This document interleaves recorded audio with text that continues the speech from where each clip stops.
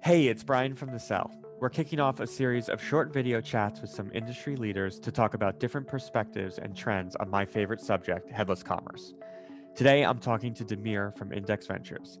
Damir was the lead Series Seed investor in Nacelle, and he's backed some of today's fastest growing startups, including Bird, Boulevard, Gatsby, and more. What types of companies do you think benefit the most from this headless trend, especially in e-commerce? And maybe we could split it out into two prongs. So what kind of companies benefit now, and if you were to, make predictions about the future, maybe how does that change over time?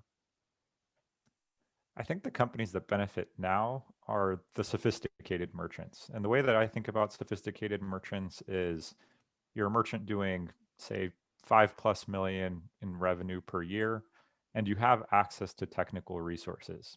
Either you have some developers on your team in-house, or you have a great agency partner that you're turning to.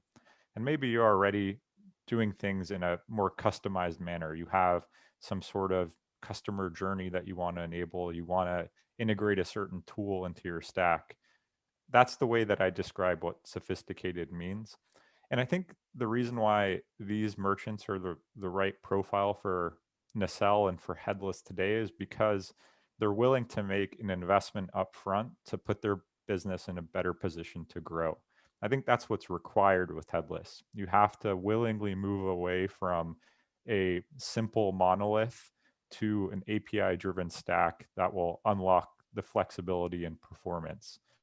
Um, and I think the reason why I'm excited to be an investor in this company is because I think it's increasingly worth it for these businesses to make this investment. If a merchant can lift conversion rate by 20%, which is something that the company is already demonstrating, for a 10 million revenue business, that means $2 million of unlocked revenue in the first year of being live with Nacelle. So the investment pays itself off really quickly. So that's how I describe the type of customer that makes sense for Nacelle today. And I'd be happy to elaborate on how I think this trend is going to become more powerful and make this more relevant to more merchants over time. Yeah, let's take that example of your $10 million merchant. When I think about a $10 million merchant in today's world, they have a lot of things figured out already. They have a good product in place. They have some sort of product market fit. You can't get to 10 million without product market fit.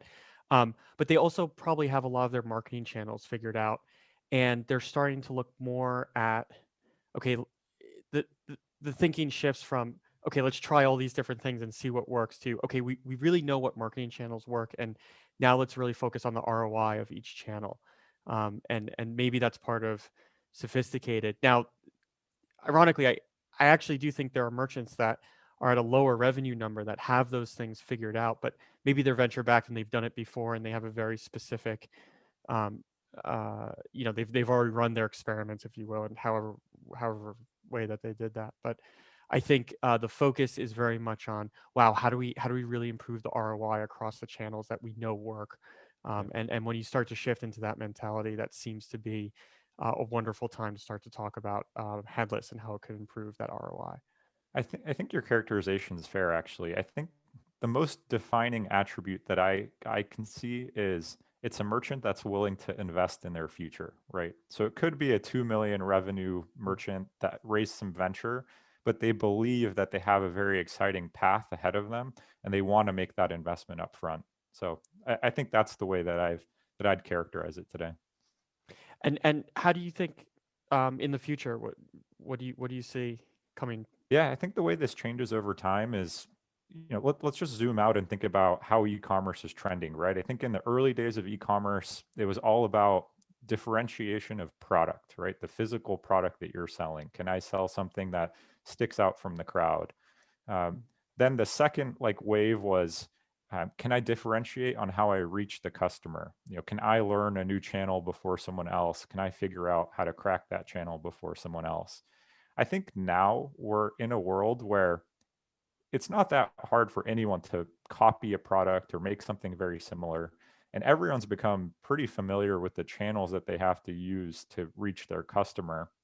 I think the most important thing going forward is how do you actually orchestrate it all together And I think this ties into what Nacelle unlocks, right? When I've researched Shopify and merchants on Shopify, things that come up are that Shopify is limited on how many product variants you can show. Shopify is limited on how much merchandising you can do on pages outside of the non-homepage. So I think going forward, it's all about understanding the customer journey and pairing that with content, and embedding the transaction strategically in that journey. Maybe put differently, it's not just about landing on the homepage of a consumer brand's website, clicking products in the menu, clicking on a product and adding it to a cart. Instead, it's about learning about the product in an immersive and engaging way on the storefront, being able to navigate towards the transaction in unique ways, like what you've enabled with something Navy, where you can actually shop the Instagram content.